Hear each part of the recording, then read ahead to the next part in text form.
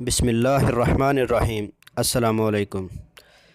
آج وزارت افرادی قوت و سماجی بہبود نے ایک رپورٹ جاری کی ہے جس میں انہوں نے کہا ہے کہ غیر ملکی کارکنوں کو کسی بھی ادارے میں کام کرنے کی اجازت مل گئی ہے۔ تو اس طرح کی اپڈیٹ سے باخبر رہنے کے لیے اس چینل کو جلدی سے سبسکرائب کر لیں۔ تو چلیے میں رپورٹ کی طرف چلتا ہوں۔ وزارت افرادی قوت و سماجی بہبود نے اعلان کیا ہے کہ غیر ملکی کارکن کسی بھی ادارے میں آن لائن کارروائی کر کے ملازمت کر سکتے ہیں۔ الوطن اخبار کے مطابق وزارت افرادی قوت و سماجی بہبود نے سعودی عرب میں ایک نظام متعارف کرایا ہے جسے آرا نظام کہا جاتا ہے۔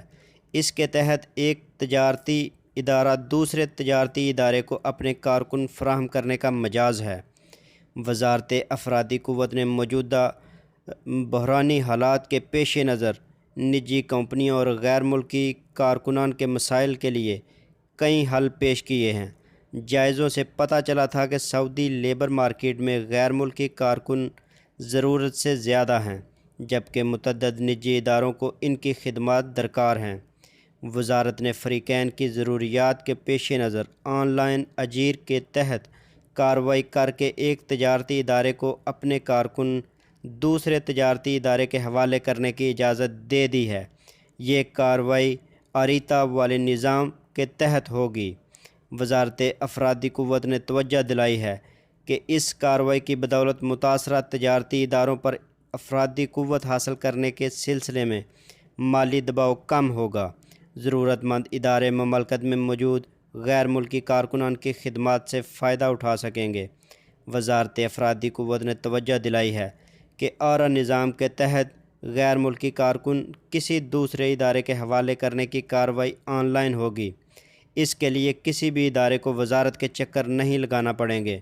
وزارت نے آرا نظام کی شرائط میں بھی تخفیف کر دی ہے۔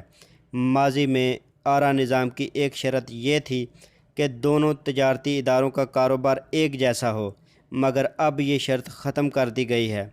آرا نظام کی ایک اور شرط بے حد سخت تھی، وہ یہ تھی کہ آریتا نظام کے ٹرانسفر کے لیے انتہائی حد مقرر تھی۔ یہ پابندی تھی کہ کوئی بھی ادارہ اپنے ملازمین کی 20% سے زیادہ ملازم حاصل نہیں کر سکتا، مگر اب یہ پابندی بھی ہٹا دی گئی ہے۔ تو اگر آپ کو میری یہ ویڈیو پسند آئے تو اسے لائک اور شیئر ضرور کیجیے گا۔ تو ملتے ہیں کسی نئی اپڈیٹ کے ساتھ، تب تک کے لیے اللہ حافظ۔